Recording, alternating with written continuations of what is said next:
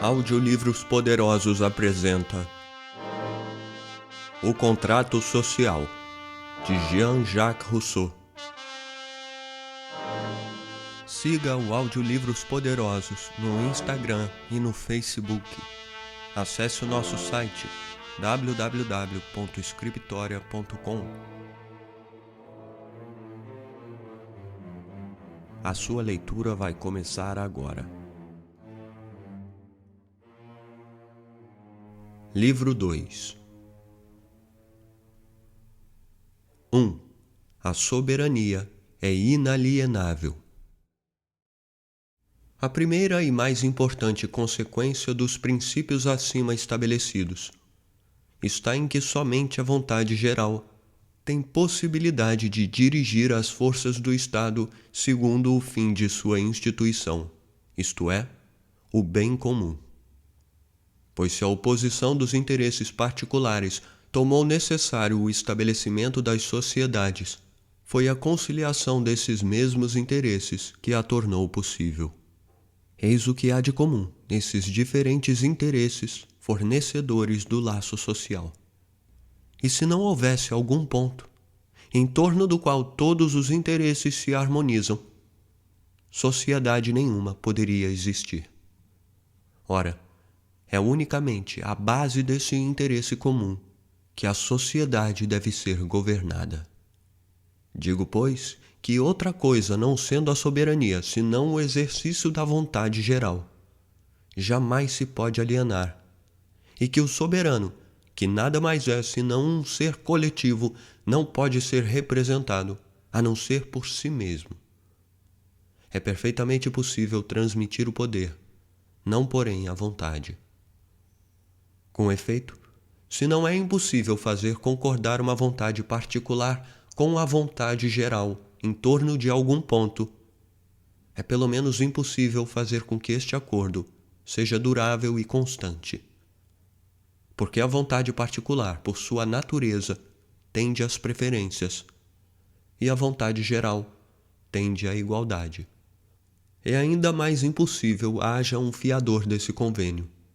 E mesmo quando sempre devesse existir, não seria ele um efeito da arte, mas do acaso. O soberano pode perfeitamente dizer: desejo neste instante o que tal homem deseja, ou ao menos o que ele diz desejar. Mas não pode dizer: o que este homem desejar amanhã, eu o desejarei ainda, visto ser absurdo entregar-se à vontade aos grilhões para o futuro, e não depender de nenhuma vontade e consentir em nada que contrarie o interesse do ser que deseja. Se o povo, portanto, promete simplesmente obedecer, dissolve-se, em consequência desse ato, perde sua qualidade de povo. No instante em que houver um senhor, não mais haverá soberano, e a partir de então o corpo político estará destruído. Não quer isso dizer que as ordens dos chefes não possam ser consideradas como vontades gerais, enquanto o soberano, livre para isso se opor, não o faz. Em semelhante caso, deve-se do silêncio universal presumir o consentimento do povo, o que se explicará mais demoradamente. 2. A soberania é indivisível. Pela mesma razão que a torna alienável, a soberania é indivisível, porque a vontade é geral, ou não o é. Nota: para que uma vontade seja considerada geral, nem sempre se faz necessário que seja unânime, mas é indispensável que todos os votos sejam contados. Qualquer exclusão formal rompe a generalidade. Fim da nota. É a vontade do corpo do povo, ou apenas de uma de suas partes. No primeiro caso, essa vontade declarada constitui um ato de soberania e faz lei. No segundo, não passa de uma vontade particular ou um ato de magistratura. É no máximo um decreto. Porém, nossos políticos, não podendo dividir a soberania em seu princípio, dividem-na em força e em vontade, em poder legislativo e em poder executivo, em direitos de impostos, de justiça e de guerra, em administração interior e em poder de tratar com o estrangeiro. Ora confundem todas essas partes, ora as separam. Fazem do soberano um ser fantástico, formado de peças ajustadas. É como se compusessem o homem, reunindo diversos corpos, um dos quais teria os olhos, outro os braços, outro os pés e nada mais. Os pelotiqueiros do Japão, segundo dizem, despedaçam uma criança à vista da assistência. Em seguida lançam ao ar, um após outro, todos os membros e fazem a criança voltar ao chão viva e completamente reajuntada. Tais são aproximadamente os engodos de nossos políticos.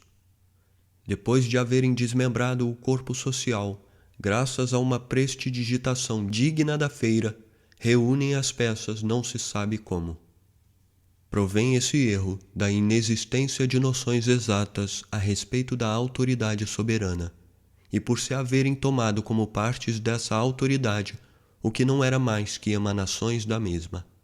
Assim olhou-se, por exemplo, o ato da declaração de guerra e o de assinar a paz, como atos de soberania, o que é falso, uma vez que cada um desses atos de modo algum constitui uma lei, mas tão somente uma aplicação da lei, um ato particular que determina o caso da lei, como se verá com clareza quando a ideia unida ao termo lei for fixada. Observando igualmente as demais divisões, perceberíamos que todas as vezes que imaginamos ver a soberania partilhada, nos enganamos. Que os direitos tomados como partes dessa soberania lhes são todos subordinados e sempre supõem vontades supremas, dos quais esses direitos só dão a execução. Não se saberia dizer quanto essa inexatidão tem obscurecido as decisões dos autores em matéria de direito político, quando pretenderam julgar os respectivos direitos dos reis e dos povos no tocante aos princípios estabelecidos. Todos podem ver, nos capítulos 3 e 4 do primeiro livro de Grotius, de que maneira este sábio e Barbeirac, seu tradutor, se encabrestam e embaraçam em sofismas, receosos de dizer muito ou de não dizer o suficiente, consoante seus intentos, e de pôr em choque os interesses que tinham de conciliar. Grotius, refugiado em França, descontente da pátria e querendo cair nas boas graças de Luís XIII, a quem dedicou o livro, nada economiza no sentido de despojar os povos de todos os direitos e revestir os reis com toda a arte possível. Foi também essa a atitude de Barbeirac, que dedicava sua tradução ao rei da Inglaterra, Jorge I. Mas, desgraçadamente, a expulsão de Jacques II, por ele chamada de abdicação, forçava-o a manter reserva, a esquivar-se, a tergiversar para não transformar Guilherme num usurpador. Se estes dois escritores tivessem adotado os verdadeiros princípios, todas as dificuldades seriam superadas e eles se teriam mostrado sempre consequentes. Mas nesse caso, teriam com tristeza dito a verdade e cortejado unicamente o povo. Ora, a verdade de nenhum modo conduz à fortuna, e o povo não concede embaixadas, nem cátedras, nem pensões. 3. A vontade geral pode errar. Resulta do precedente que a vontade geral é sempre reta e tende sempre para a utilidade pública, mas não significa que as deliberações do povo tenham sempre a mesma retitude. Quer-se sempre o próprio bem, porém nem sempre se o vê. Nunca se corrompe o povo, mas se o engana com frequência, e é somente então que ele parece desejar o mal. Há muitas vezes grande diferença entre a vontade de todos e a vontade geral. Esta olha somente o interesse comum, a outra o interesse privado. E outra coisa não é, senão a soma de vontades particulares. Mas tirai dessas mesmas vontades as que em menor ou maior grau reciprocamente se destroem, e resta como soma das diferenças a vontade geral. Nota: diz o Marquês de Argenson: cada interesse possui princípios diferentes.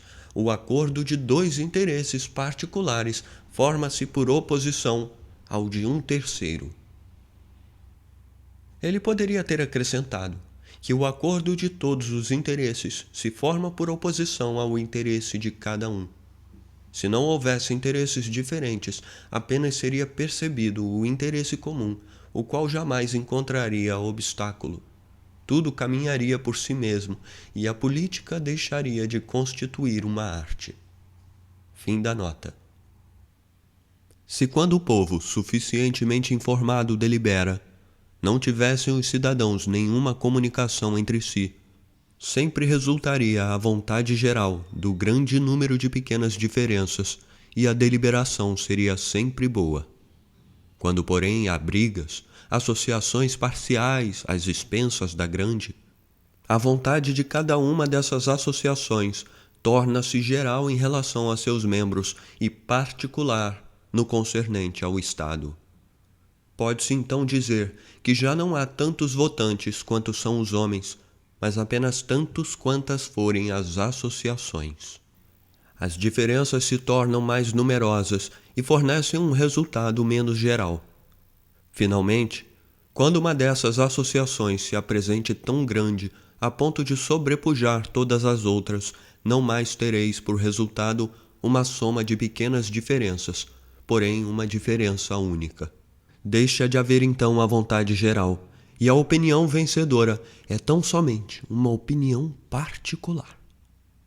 Portanto, a fim de se ter o perfeito enunciado da vontade geral, importa não haja no Estado sociedade parcial e que cada cidadão só manifeste o próprio pensamento. Nota: diz Maquiavel que é certo haver divisões prejudiciais às repúblicas, como também haver as que lhes são úteis. Prejudicam as que se fazem acompanhar de seitas e partidários, e se mostram úteis as que se conservam sem seitas nem partidários. Não podendo, pois, o fundador de uma república impedir dentro dela inimizades, há de ao menos prover que não haja seitas. História de Florença, livro 7. Fim da nota. Foi assim a única e sublime instituição do grande Licurgo, pois se houver sociedades parciais, será necessário multiplicar o seu número e prevenir a desigualdade entre elas, como o fizeram Solon, Numa e Servius. Tais precauções são as únicas adequadas para que a vontade geral esteja sempre esclarecida e o povo de modo nenhum se equivoque. 4. Dos limites do poder soberano.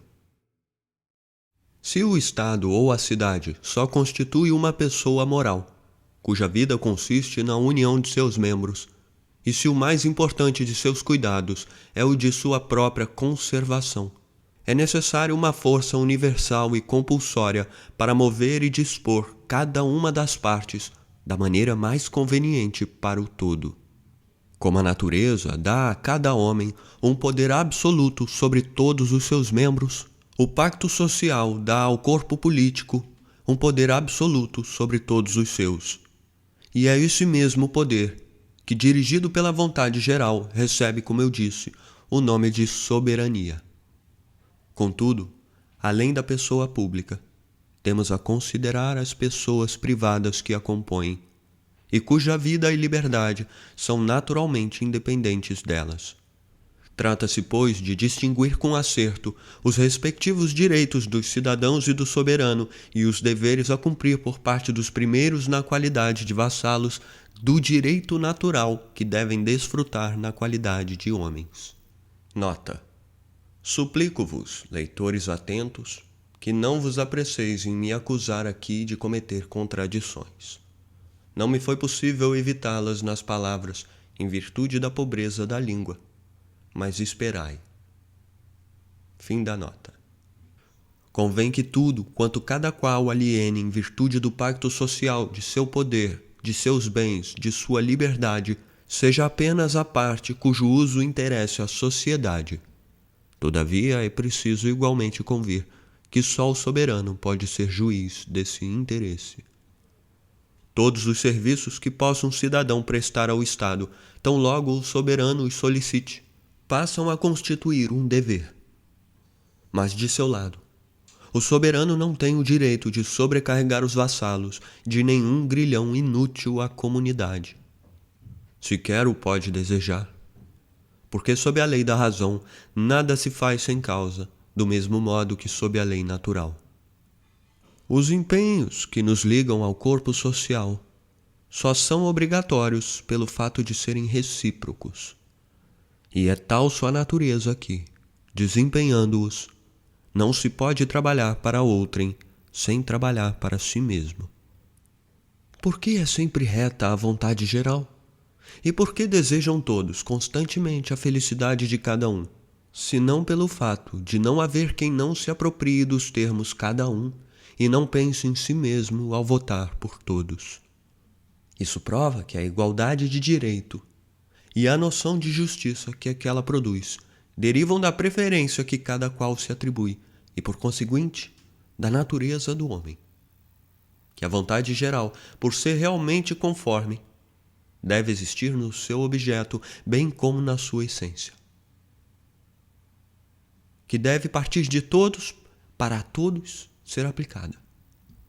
E que perde sua retidão natural quando tende a algum objeto individual e determinado, porque então, julgando do que nos é estranho, não temos nenhum real princípio de equidade a conduzir-nos.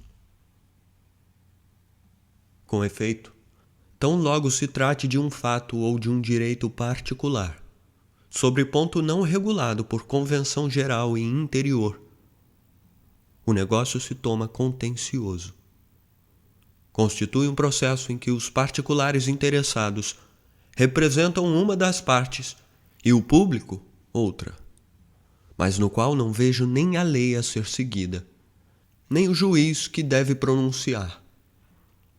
Seria então ridículo remontar a uma expressa decisão da vontade geral, que só pode ser a conclusão de uma das partes e que, por conseguinte, não passa para outra de uma vontade estranha, particular, induzida à injustiça e sujeita ao erro.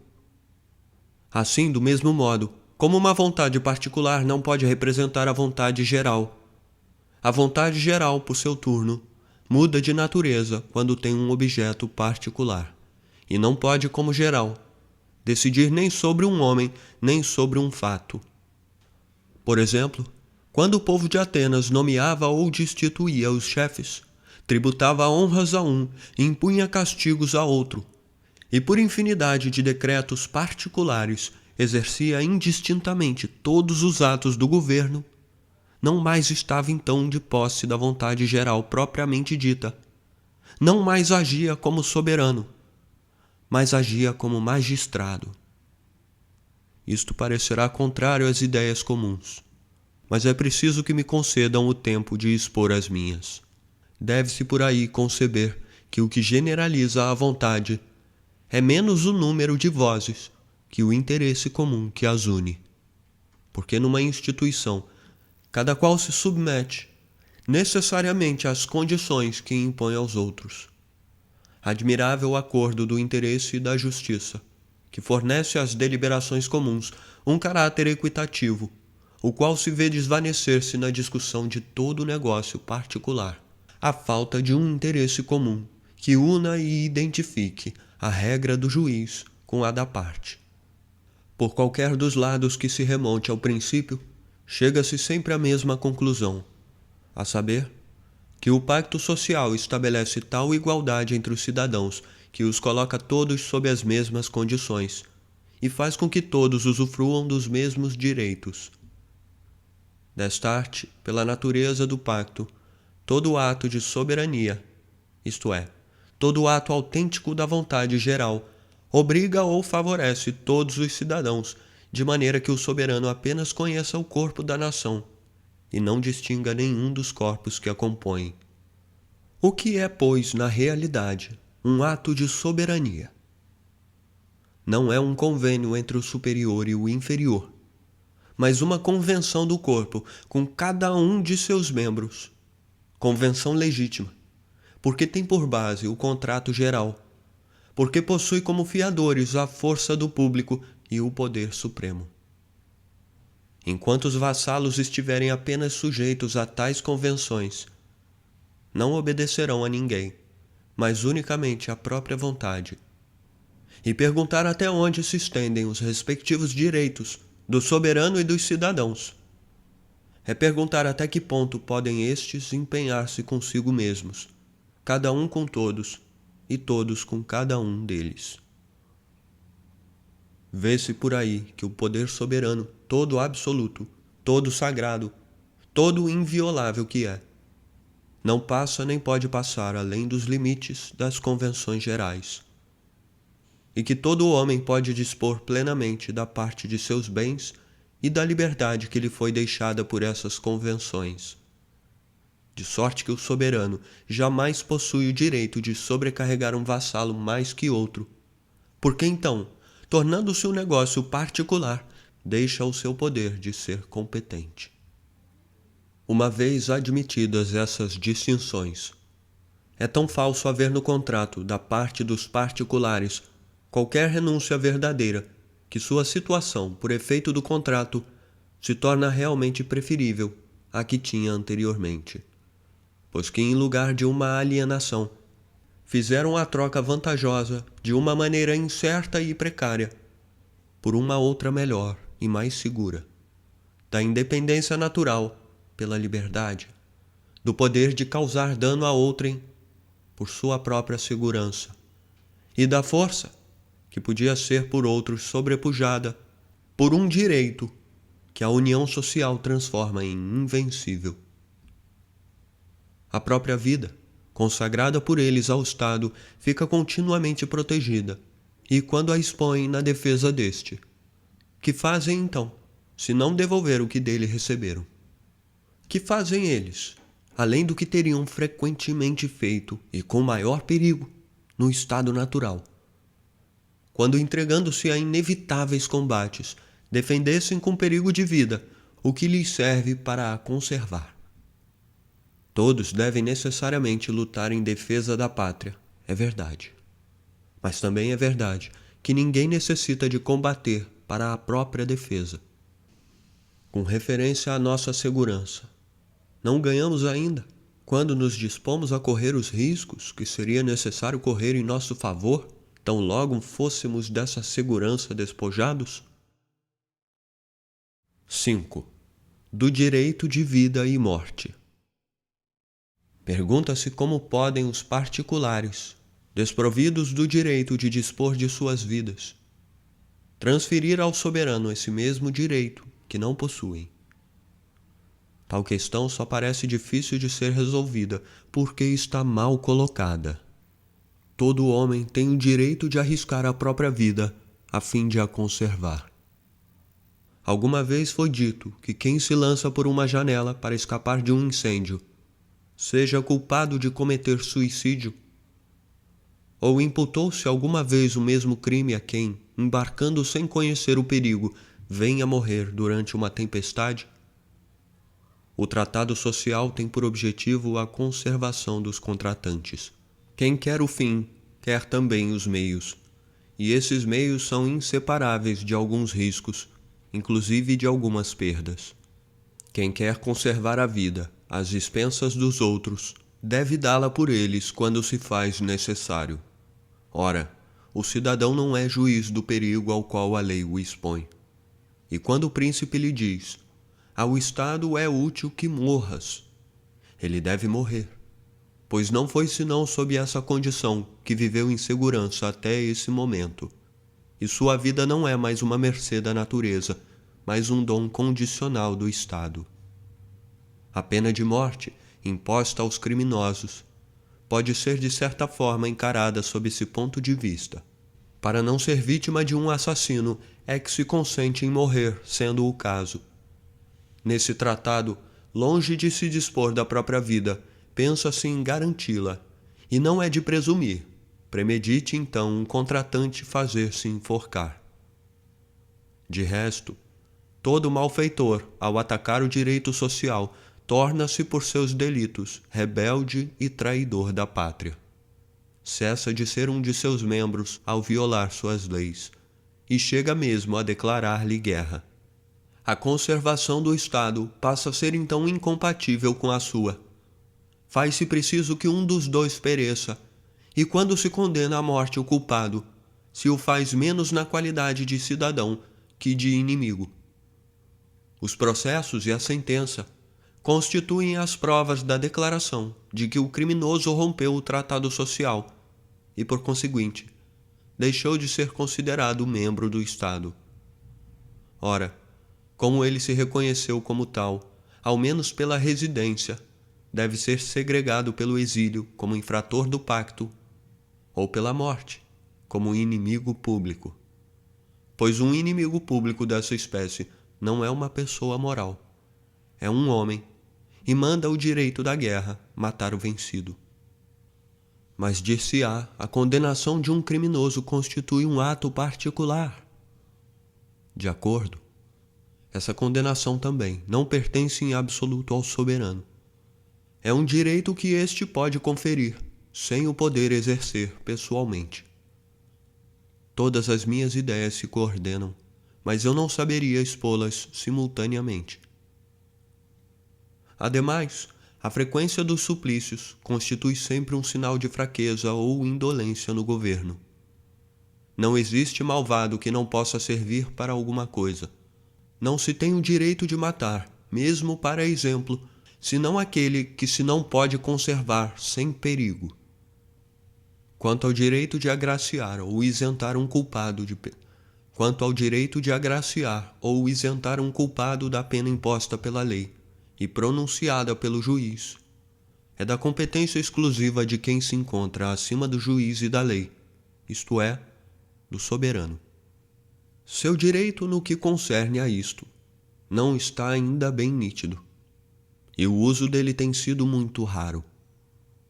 Num Estado bem governado, há poucas punições.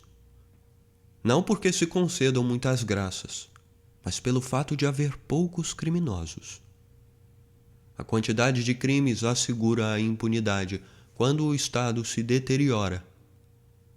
Na República Romana, jamais o Senado ou os cônsules intentaram conceder graça.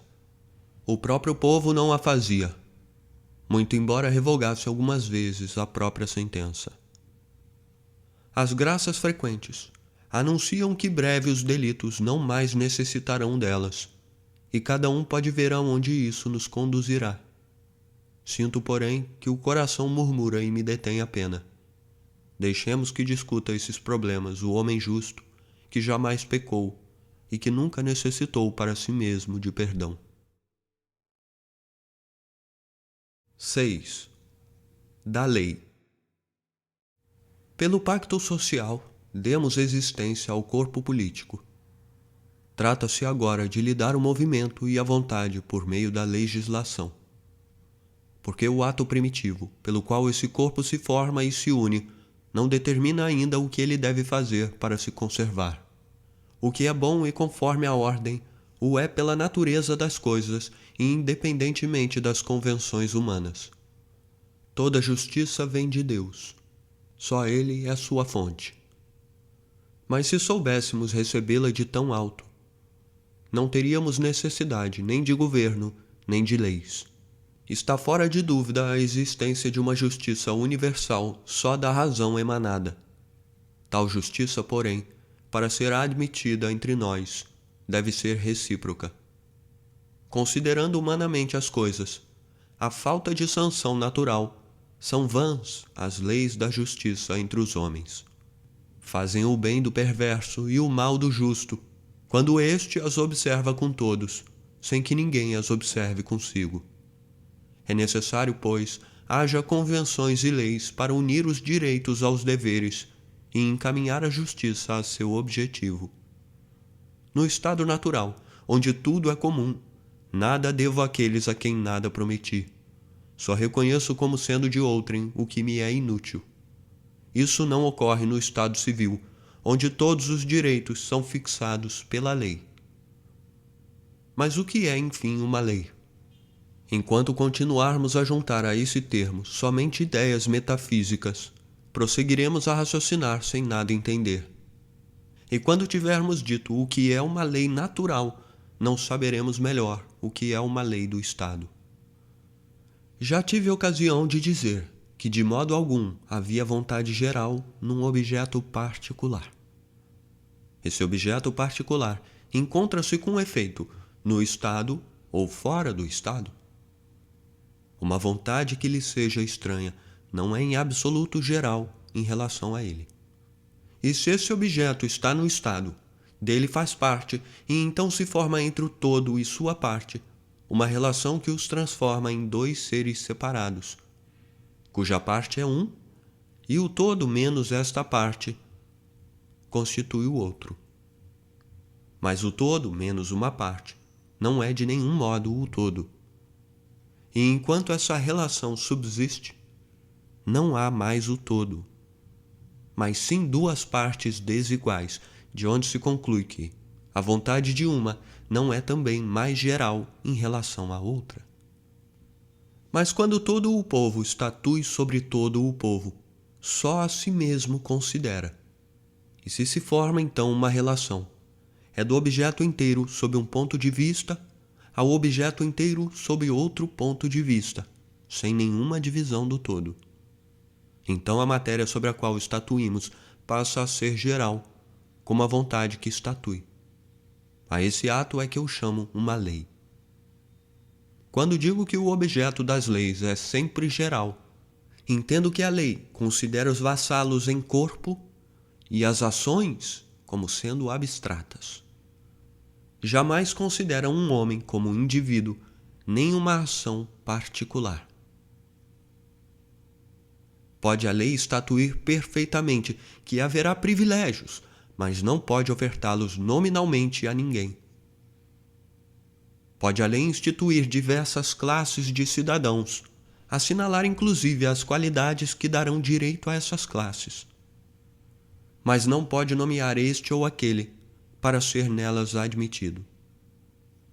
Pode estabelecer um governo real e uma sucessão hereditária, mas não pode eleger um rei nem nomear uma família real.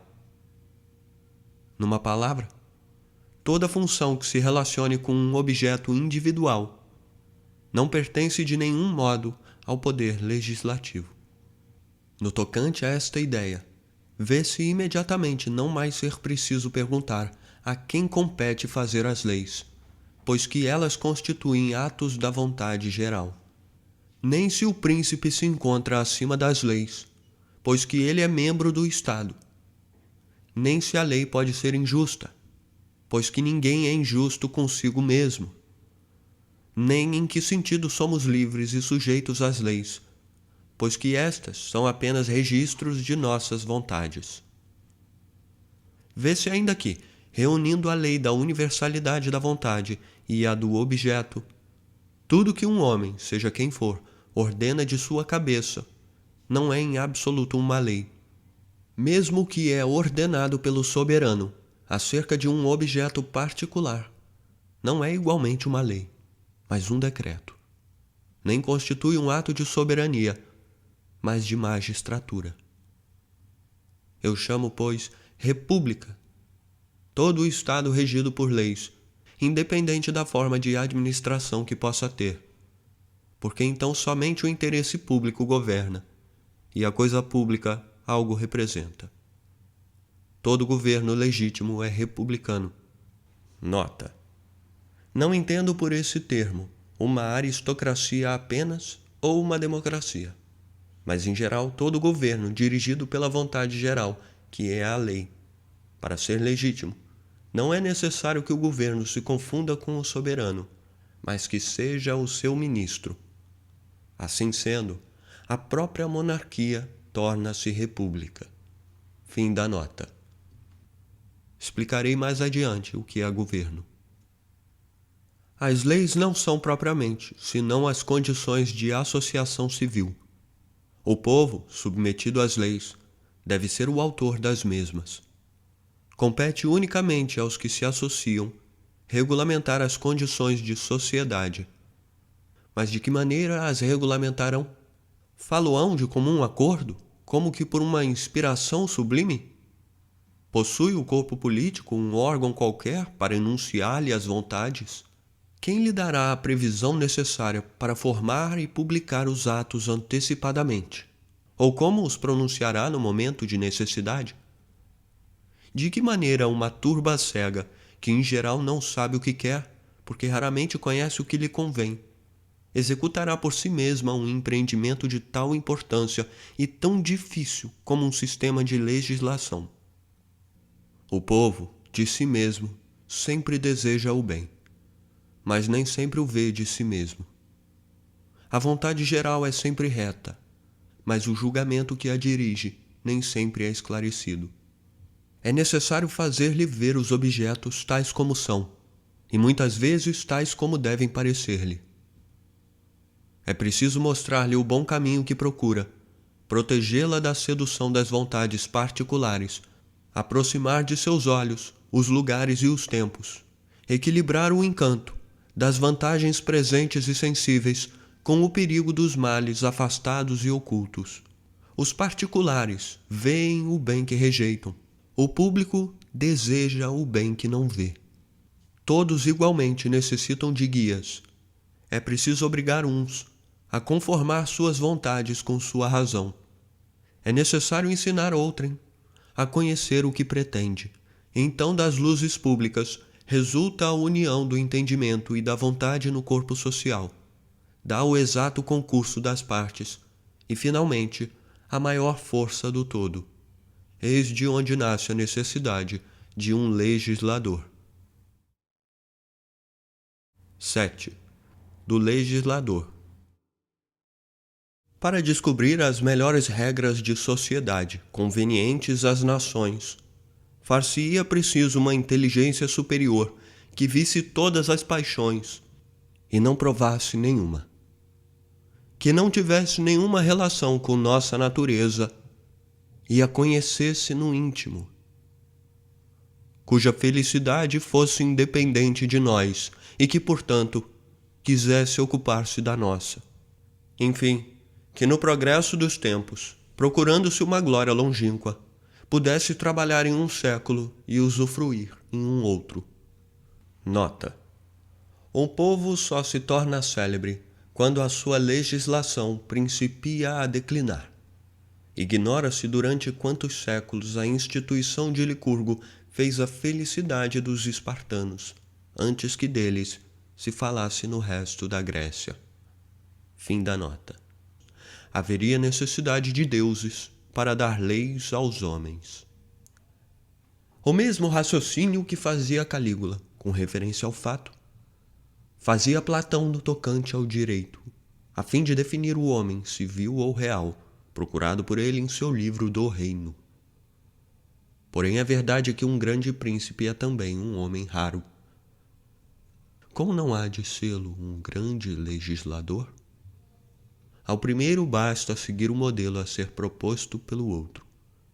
Este representa um mecânico inventor da máquina. Aquele é apenas o operário que a monta e a faz funcionar. No nascimento das sociedades, diz Montesquieu, encontram-se os chefes das repúblicas que fazem as instituições, e é em seguida a instituição que forma os chefes das repúblicas. Aquele que ousa empreender a instituição de um povo deve sentir-se com capacidade de, por assim dizer, mudar a natureza humana, de transformar cada indivíduo, que por si mesmo constitui um todo perfeito e solidário, em parte de um todo maior, do qual esse indivíduo recebe, de certa forma, a vida e o ser, de alterar a constituição do homem a fim de reforçá-la, de substituir uma existência parcial e moral à existência física e independente que todos recebemos da natureza. Numa palavra, é preciso que arrebate ao homem as forças que lhe são inerentes, para lhe dar forças estranhas, das quais ele não possa fazer uso sem a ajuda alheia. Quanto mais essas forças naturais estejam mortas e aniquiladas, maiores e mais duráveis são as aquisições, e também mais sólida e perfeita é a instituição. De sorte que, se cada cidadão nada é, nada pode ser sem a ajuda de todos os outros. E a força adquirida pelo todo é igual ou superior à soma das forças naturais de todos os indivíduos. Pode-se dizer que a legislação se encontra no ponto mais alto de perfeição que possa ser atingido. O legislador, a todos os respeitos, é no Estado um homem extraordinário. Se o deve ser por seu engenho, não o é menos por seu emprego. Não é de modo algum magistratura, não é de nenhum modo soberania. O emprego que constitui a República não entra em absoluto em sua constituição. É uma função particular e superior, que nada tem de comum com um império humano. Porque se quem dirige os homens não deve dirigir as leis, quem dirige as leis não deve, pela mesma razão, dirigir os homens. Do contrário, suas leis, ministras de suas paixões, perpetuariam muitas vezes suas injustiças, e ele jamais poderia evitar que intuitos particulares alterassem a santidade de sua obra. Ao dar leis à sua pátria, começou Licurgo por abdicar a realeza. Era costume da maioria das cidades gregas confiar a estrangeiros o estabelecimento de suas leis. As modernas repúblicas da Itália imitaram muitas vezes esse uso. A de Genebra fez o mesmo e achou-se bem. Nota: os que apenas consideram Calvino como teólogo mal conhecem a extensão de seu gênio. A redação de nossos sábios editos, em que ele participou, honra-o tanto como a sua instituição.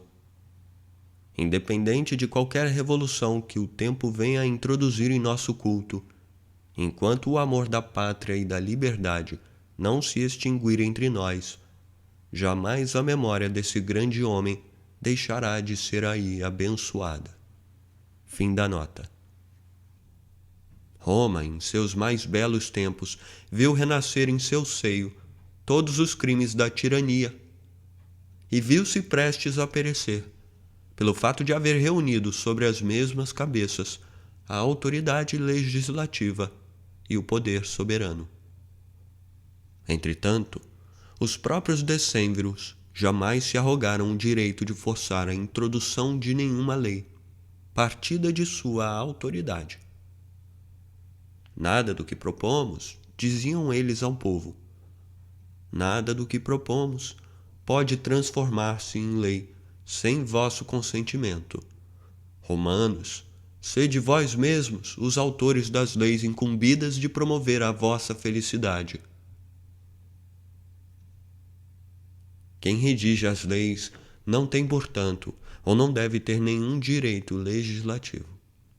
E o próprio povo não pode, mesmo se o quisesse, despojar-se desse incomunicável direito, porque, de acordo com o pacto fundamental, a vontade geral é a única que obriga os particulares, e nunca se pode afirmar que uma vontade particular está conforme à vontade geral, senão depois de havê-la submetido aos livres sufrágios do povo.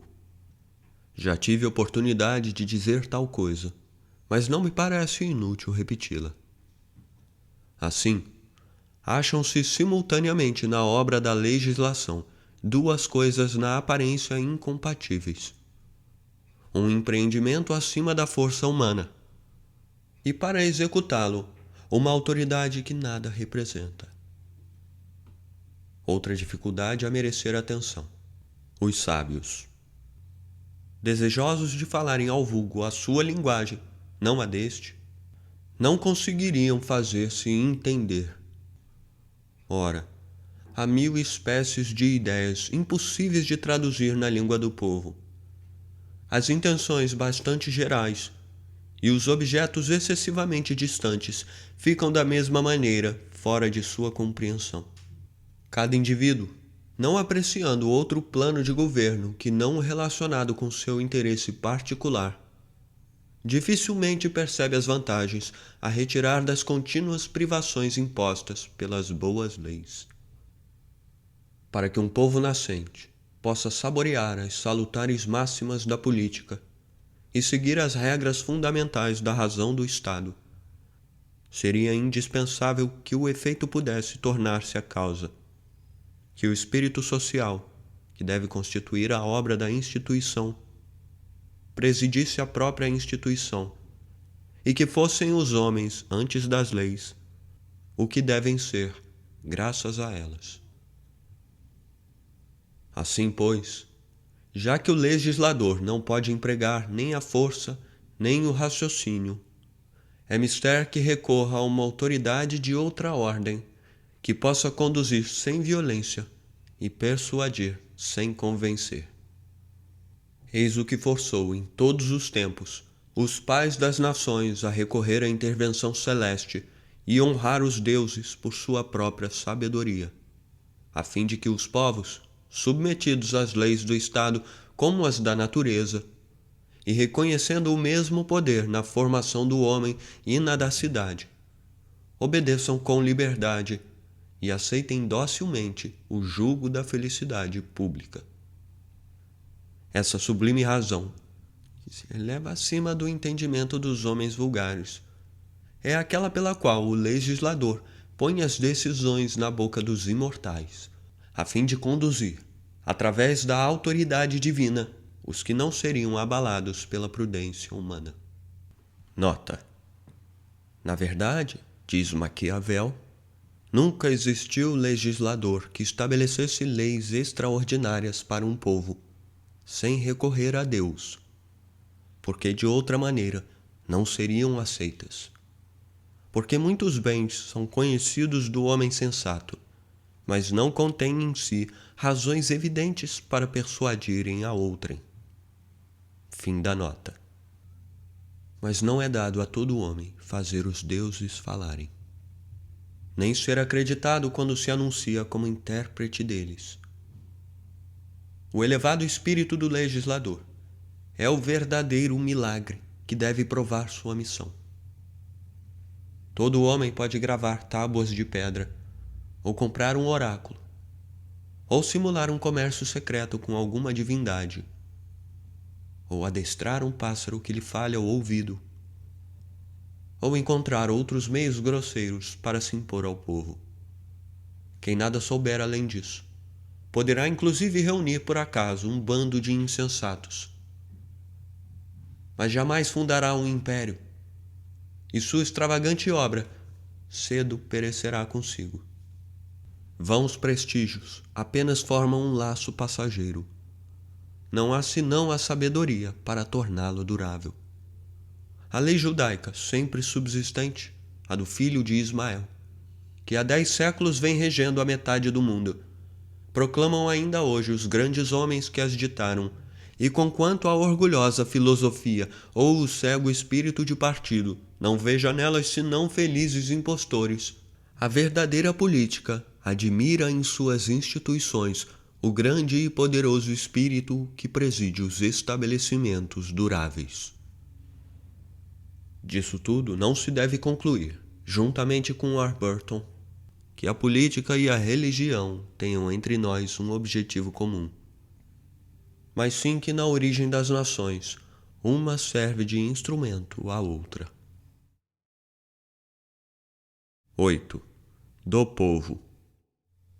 Assim como um grande arquiteto, antes de construir, observa e sonda o solo para ver se este tem condições de sustentar o peso, o sábio instituidor não começa por redigir boas leis em si mesmas, mas examina anteriormente se o povo ao qual são destinados está apto para as aceitar. Foi por isso que Platão recusou dar leis aos Árcades e aos Cirenaicos, sabendo que esses 2 povos eram ricos e não podiam admitir a igualdade. Foi também por isso que se viram em Creta leis perfeitas e homens perversos, porque Minos só havia disciplinado um povo sobrecarregado de vícios. Brilharam aqui na terra milhares de nações que jamais teriam podido suportar boas leis, e mesmo estas que elas teriam admitido, não duraram senão um curto espaço de tempo para isso. Os povos, assim como os homens, somente são dóceis na juventude. Ao envelhecerem, tornam-se incorrigíveis. Uma vez estabelecidos os costumes e enraizados os preconceitos, constitui empreendimento perigoso e inútil pretender reformá-los. O povo sequer concorda que se lhe toque nos males a fim de os destruir, à semelhança desses estúpidos e medrosos doentes que estremecem com a presença do médico. Não quer isso dizer que, do mesmo modo como certas enfermidades transformam a mente dos homens e nelas apagam a lembrança do passado, não se achem às vezes na duração dos estados épocas violentas em que as revoluções fazem no povo o mesmo que determinadas crises fazem nos indivíduos, em que o horror do passado substitui o esquecimento, e o Estado, incendiado pelas guerras civis, renasce, por assim dizer, das cinzas e readquire o vigor da juventude, saindo dos braços da morte. Foi assim Esparta no tempo de Licurgo, foi assim Roma após os Tarquínios, e foram assim, entre nós, a Holanda e a Suíça, depois da expulsão dos tiranos. São raros, porém esses acontecimentos são exceções cujo motivo sempre se acha na constituição particular do Estado excetuado. Não poderiam acontecer duas vezes no seio do mesmo povo, o qual pode tornar-se livre enquanto bárbaro, mas não o pode quando a alçada civil se apresenta gasta. As agitações então podem destruí-lo, sem que as revoluções tenham possibilidades de o restabelecer. E tão logo seus grilhões se rompam, tomba o povo disperso e deixa de existir. Daí por diante, passa a necessitar de um senhor, não de um libertador. Povos livres, recordai-vos desta máxima. Pode-se adquirir a liberdade, mas nunca recobrá-la. Há para as nações, como para os homens, um tempo de maturidade que é preciso esperar antes de as sujeitarmos às leis. Mas a maturidade de um povo não é fácil de conhecer, e se antecipamos, aborta a obra. Certo povo pode ser disciplinado ao nascer, outro não o será ao término de 10 séculos. Os russos não serão nunca verdadeiramente policiados, porque o foram muito cedo. Pedro o Grande tinha o talento imitativo, não o verdadeiro gênio, o que cria e tudo faz do nada. Algumas coisas que fez eram boas, a maioria delas indevida. Ele viu que seu povo era bárbaro, mas não viu em absoluto que seu povo não estava amadurecido para a polícia. Ele desejou civilizá-lo, quando devia torná-lo aguerrido. Quis de início fazer deles alemães, ingleses, quando era preciso começar por fazê-los russos. Impediu seus vassalos de jamais se tornarem o que poderiam realmente ser, persuadindo-os de que eram aquilo que são.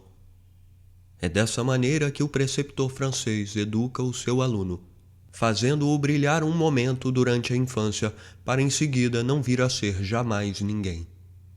O Império Russo desejará subjugar a Europa e acabará por ser subjugado. Os tártaros, seus vassalos ou seus vizinhos, se tornarão seus senhores e nossos. Esta revolução parece-me infalível. Todos os reis da Europa trabalham de comum acordo para acelerá-la. 9. Continuação do capítulo precedente.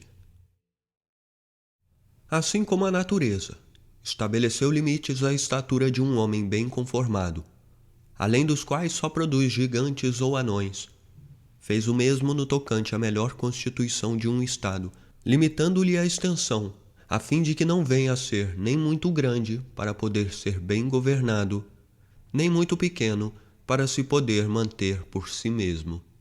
Em todo o corpo político, há um máximo de força que ele não poderia ultrapassar, e do qual com frequência se afasta à medida que se expande. Quanto mais se estende o laço social, tanto mais afrouxa. E, em geral, um pequeno Estado é proporcionalmente mais forte que um grande. 1000 razões demonstram essa máxima. A administração, em primeiro lugar, torna-se mais penosa nas grandes distâncias, assim como um peso qualquer se torna mais pesado na ponta de uma alavanca maior. Torna-se mais onerosa à medida que os degraus se multiplicam, porque cada cidade tem de início a sua administração que o povo paga, cada distrito a sua paga ainda pelo povo, a seguir cada província, depois os grandes governos, as satrapias, os vice-reinados, cuja administração se torna cada vez mais cara à medida que se sobe, e sempre à custa do inditoso povo. Vem por fim a administração suprema que tudo esmaga. Com tanta sobrecarga a exauri-los continuamente, os vassalos, longe de serem melhor governados por essas diferentes ordens, acabam por sê-lo pior que se tivessem um só desses governos a dirigi-los. Não obstante, apenas sobram recursos para os casos extraordinários, e quando se faz preciso a eles recorrer, é que se encontra o Estado às vésperas da ruína. Isso não é tudo. Não somente o governo possui menos vigor e rapidez para fazer observar as leis, impedir os vexames, corrigir os abusos, prevenir os empreendimentos sediciosos que possam ser promovidos nos pontos distantes, como também o povo demonstra menor afeição aos chefes, os quais nunca vê, à pátria, que a seus olhos se assemelha ao mundo, e aos concidadãos, cuja maioria lhe é estranha. As mesmas leis não podem convir igualmente a tantas províncias diversas, com costumes diferentes e climas opostos, e que não admitem a mesma forma de governo. Leis diferentes engendram perturbação e confusão no seio dos povos, que, vivendo sob a direção dos mesmos chefes, em contínua comunicação, transitam de um lado para o outro ou se casam entre si, e que, sujeitos a outros costumes, nunca sabem se o próprio patrimônio lhes pertence. Em meio à multidão de homens que se desconhecem mutuamente, reunidos pela sede da suprema administração no mesmo lugar, os talentos permanecem ocultos, as virtudes ignoradas e os vícios impunes. Os chefes, sobrecarregados de tarefas, nada veem por si mesmos. Comissários governam o Estado.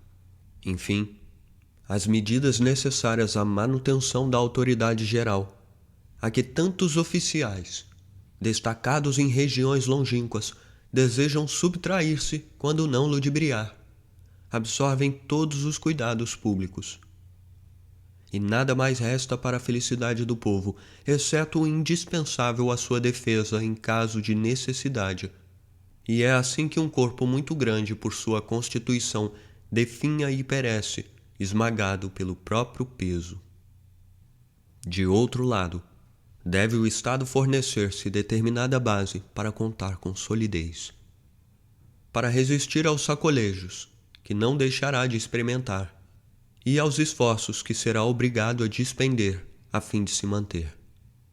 Porque todos os povos possuem uma espécie de força centrífuga, pela qual atuam seguidamente uns sobre outros e tendem a engrandecer-se às expensas dos vizinhos, como os turbilhões de Descartes. Desta arte, correm os fracos o risco de serem engolidos, e ninguém consegue conservar-se a não ser colocando-se em relação a todos numa espécie de equilíbrio que torna a compreensão em toda parte mais ou menos igual. Vê-se por aí haver razões para alargar e razões para estreitar os limites do Estado. E não constitui o menor aspecto do talento do político encontrar entre umas e outras a proporção mais vantajosa à conservação do Estado. Pode-se dizer em geral que as primeiras, sendo apenas exteriores e relativas, devem ser subordinadas às outras, que são internas e absolutas. Uma sã e forte constituição é a primeira coisa a pesquisar, e de preferência deve-se contar com o vigor nascido de um bom governo do que com os recursos fornecidos por um grande território. Ademais, viram-se estados assim constituídos, cuja necessidade de conquistas entrava nas próprias constituições, e que, a fim de se manterem, eram forçados a ampliar-se sem cessar. Talvez muitos se felicitassem por essa feliz necessidade, que lhes mostrava com o termo de sua grandeza, o inevitável momento de sua queda. 10. Continuação. Pode-se mensurar um corpo político de duas maneiras, a saber, pela extensão do território e pelo número da população. E entre uma e outra dessas medidas, há uma relação conveniente para dar ao Estado sua verdadeira grandeza. São os homens que fazem o Estado, e é o terreno que alimenta os homens. Essa relação consiste, pois, em que a terra baste para a manutenção de seus habitantes, e haja tantos habitantes quanto a terra possa nutrir. É nessa proposição que se acha o máximo de força de um número dado de povo. Porque se houver terreno em demasia, será oneroso protegê-lo, a cultura se mostrará insuficiente, o produto supérfluo, e será a causa próxima de guerras defensivas. Se não houver terreno suficiente, o Estado se achará para o suprir à discrição de seus vizinhos, e será a causa próxima de guerras ofensivas. Todo povo que, por sua posição, se acha na alternativa entre o comércio ou a guerra, é em si mesmo débil. Depende de seus vizinhos, depende dos acontecimentos. Jamais terá senão uma existência incerta e breve. Subjuga e muda de situação, ou é subjugado e não será coisa alguma. Não poderá manter-se livre, a não ser a força de sua pequenez ou de sua grandeza. É impossível calcular uma relação fixa entre a extensão das terras e o número de homens que se bastem mutuamente. Não só por causa das diferenças existentes nas qualidades do terreno, em seus graus de fertilidade, na natureza de suas produções, na influência dos climas, como pelas assinaladas nos temperamentos dos homens que as habitam, uns consumindo pouco num país fértil e outros consumindo muito num solo ingrato. É preciso ainda levar em conta a maior ou menor fecundidade das mulheres, ao que pode ter o país de mais ou menos favorável à população, a quantidade com a qual pode o legislador esperar aí concorrer por seus estabelecimentos, de sorte que não deve ele fundar o julgamento sobre o que vê, mas sobre o que prevê, e nem tanto se deter no estado atual da população, mas sim no que ela virá naturalmente a ser. Enfim, há 1000 ocasiões em que os acidentes particulares do lugar exigem ou permitem que se tome mais terreno que o que parece necessário. Assim, vamos nos estender, muito, num país montanhoso, onde as produções naturais, isto é, os bosques, as pastagens, demandam menos trabalho, onde a experiência ensina que as mulheres são mais fecundas que nas planícies, e onde um grande solo inclinado só permite uma pequena base horizontal, a única com que se pode contar para a vegetação. Então, ao contrário, podemos nos restringir à orla do mar, ou mesmo aos rochedos e às areias quase estéreis, porque a pesca pode aí suprir em grande parte as produções da terra, e os homens devem permanecer mais juntos para repelir os piratas, e porque de resto temos maiores facilidades para desembaraçar o país dos habitantes que o sobrecarregam por meio das colônias. Nessas condições, para instituir um povo, é preciso ajuntar uma outra que não pode suprir nenhuma outra, mas sem a qual todas se revelam inúteis. A de que se desfrute de paz e abundância, porque o tempo durante o qual se ordena um estado é igual àquele em que se forma um batalhão, ao instante em que o corpo tem menos capacidade de resistência e, portanto, é mais fácil de ser destruído. Resistir-se-ia melhor em meio a uma desordem absoluta que num momento de fermentação, quando cada qual se ocupa de sua classe e não do perigo.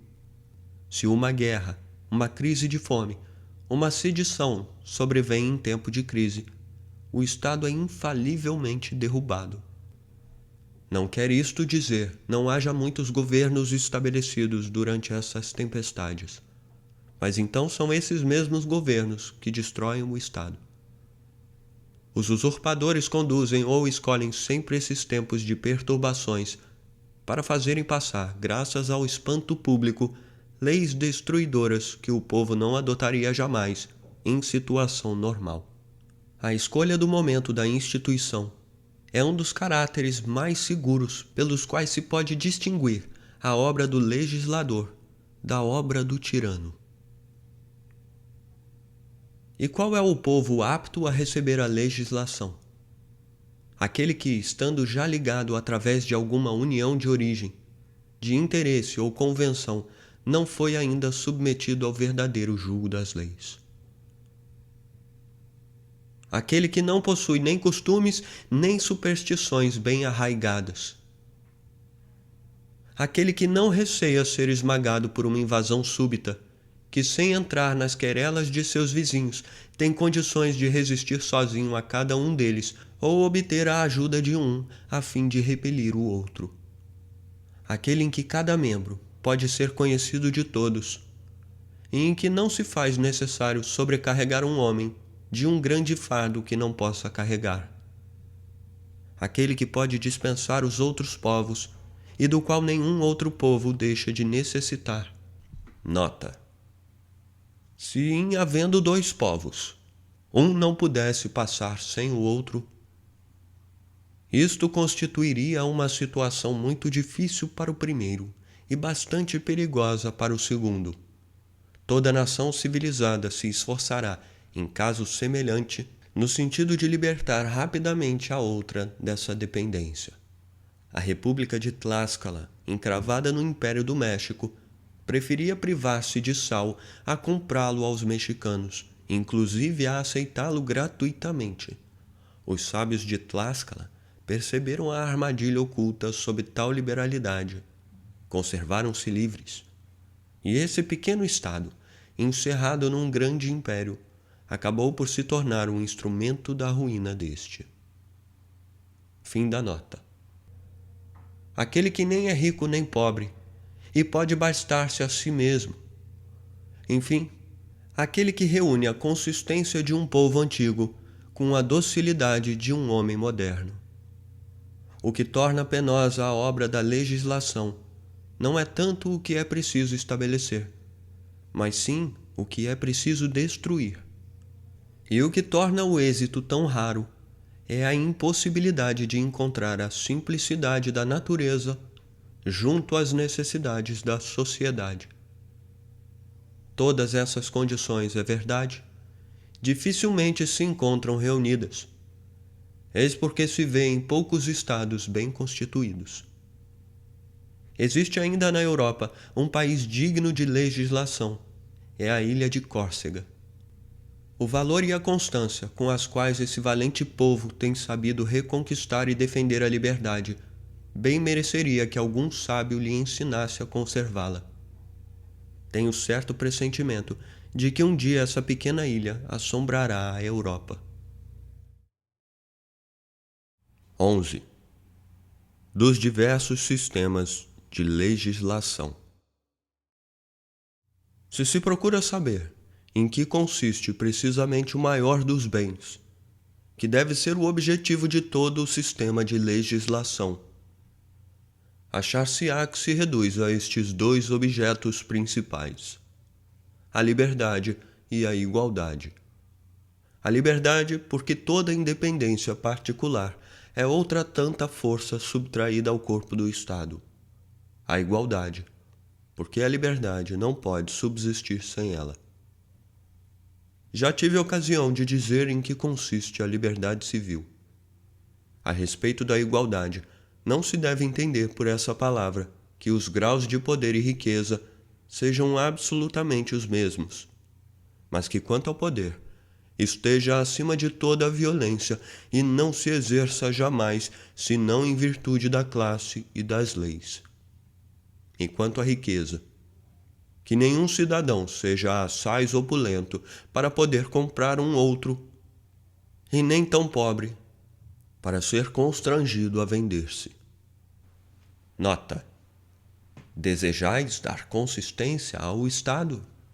Aproximai os graus extremos tanto quanto possível. Não tolereis nem homens opulentos, nem mendigos. Esses dois tipos de cidadãos, naturalmente inseparáveis, são por igual funestos ao bem comum. De um se originam os faltores da tirania, e de outro, os tiranos. É sempre entre eles que se faz o tráfico da liberdade pública. Um a compra e o outro a vende. Fim da nota. O que supõe por parte dos grandes moderação de bens e de crédito, e do lado dos pequenos, moderação de avareza e ambição. Essa igualdade, dizem, é uma quimera especulativa, que não pode existir na prática. Contudo, se o abuso é inevitável, segue-se que se não deve ao menos regulamentá-lo? É precisamente porque a força das coisas tende sempre a destruir a igualdade, que a força da legislação deve sempre tender a conservá-la. Todavia, esses generosos objetivos de toda boa instituição devem ser modificados em cada país pelas relações nascidas tanto da situação local como do caráter dos habitantes. E é com base nessas relações que cumpre destinar a cada povo um sistema particular de instituição, que seja o melhor, não talvez em si mesmo, mas sim para o estado ao qual é destinado. Por exemplo, é ingrato e estéril o solo? Ou é o país excessivamente exíguo para os habitantes? Voltai-vos para a indústria e as artes, cujas produções trocareis pelos gêneros de que necessitais. Ao contrário, ocupais ricas planícies e férteis encostas. Em um bom terreno tendes carência de habitantes? Empregai na agricultura todos os vossos cuidados, que ela multiplica os homens, e afastai as artes, que acabarão por despovoar o país, agrupando em alguns pontos do território os poucos habitantes que possui. Nota: diz o Marquês d'Argenson. Algum ramo do comércio exterior, em geral, apenas serve para difundir no reino uma falsa utilidade. Pode enriquecer alguns particulares, inclusive algumas cidades, mas a nação em seu conjunto nada ganha, e tampouco o povo. Fim da nota. Ocupais extensas e cômodas praias? Cobri o mar de navios, cultivai o comércio e a navegação, e tereis uma existência curta e brilhante. Não banha o mar em vossas costas, senão rochedos quase inacessíveis. Permanecei bárbaros e ictiófagos. Vivereis assim mais tranquilos, quiçá sereis melhor e certamente mais felizes. Numa palavra, afora as máximas comuns a todos os povos, cada um deles encerra em si alguma causa que as ordena de maneira particular e faz com que sua legislação se torne exclusivamente sua. Foi assim que os hebreus outrora, e recentemente os árabes, tiveram como matéria principal a religião. Os atenienses as letras, Cartago e Tiro o comércio, Rhodes a marinha, Esparta a guerra e Roma a virtude. O autor de O Espírito das Leis demonstrou em inúmeros exemplos com que arte dirige o legislador a instituição para cada uma dessas matérias. O que torna a constituição de um Estado verdadeiramente sólida e durável é o fato de as conveniências serem de tal modo observadas que as relações naturais, bem como as leis, tombam sempre harmoniosamente sobre os mesmos pontos, e estas últimas, as leis, assegurarem e acompanharem e retificarem as relações naturais. Mas se o legislador, enganando-se em sua matéria, toma um princípio diverso toma um princípio diverso daquele que nasce da natureza das coisas, um que tenda para a servidão e outro para a liberdade, um que tenda para as riquezas e outro para o povoamento, um que tenda para a paz e outro para as conquistas. Veremos as leis debilitarem-se insensivelmente, a Constituição alterar-se e o Estado não cessar de ser agitado, até ser destruído ou mudado, e a invencível natureza retomar o seu império. 12. Divisão das leis. Para ordenar o povo, ou dar a melhor forma possível à coisa pública, há que considerar diversas relações. Primeiramente, a ação do corpo inteiro agindo sobre si mesmo, isto é, a relação do todo com o todo ou do soberano com o Estado. E essa relação é composta da dos termos intermediários, como o veremos mais adiante. As leis que regulamentam essas relações são denominadas leis políticas e chamam-se também leis fundamentais, não sem alguma razão, no caso de serem feitas com sabedoria. Porque se em cada estado não há senão uma maneira de o dirigir, o povo que a encontrou deve a ela se ater. Mas no caso de ser má a ordem estabelecida, porque se há de tomar por fundamentais as leis que impedem de ser bom? De resto, em todo o estado de causa, o povo é sempre senhor de mudar suas leis, mesmo as melhores, porque se lhe aprouver prejudicar a si mesmo, quem terá o direito de impedi-lo? A segunda relação é a dos membros entre si ou com o corpo inteiro. E essa relação deve ser, no primeiro caso, tão pequena e no segundo, tão grande quanto possível. De sorte que cada cidadão se sinta perfeitamente independente de todos os outros e numa excessiva dependência da cidade, o que sempre se faz através dos mesmos meios, uma vez que não há senão a força do Estado para promover a liberdade de seus membros. É desta segunda relação que nascem as leis civis. Pode-se considerar uma terceira espécie de relação entre o homem e a lei, isto é, a da desobediência ao castigo, e esta dá lugar ao estabelecimento das leis criminais, que, no fundo, constituem menos uma espécie particular de leis que a sanção de todas as outras. A essas três espécies de leis acrescenta-se uma quarta, a mais importante de todas, que não se grava nem no mármore nem no bronze, mas no coração dos cidadãos, que adquire diariamente forças novas, que reanima ou substitui as outras leis quando envelhecem ou se extinguem, e retém o povo dentro do espírito de sua instituição, e substitui insensivelmente a força do hábito à da autoridade. Falo dos usos, dos costumes e, em especial, da opinião, parte desconhecida de nossos políticos, mas da qual depende o êxito de todas as outras. Parte de que o grande legislador se ocupa em segredo, enquanto parece limitar-se a regulamentos particulares que outra coisa não são senão o cimbre da abóbada, cujos costumes, mais lentos no nascer, compõem enfim a chave imutável. Entre essas diversas classes, as leis políticas que constituem a forma do governo são as únicas que se relacionam com o meu assunto.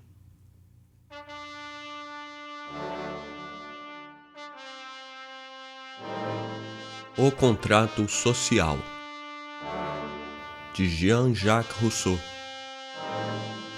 Livro 2. Siga o Audiolivros Poderosos no Instagram e no Facebook.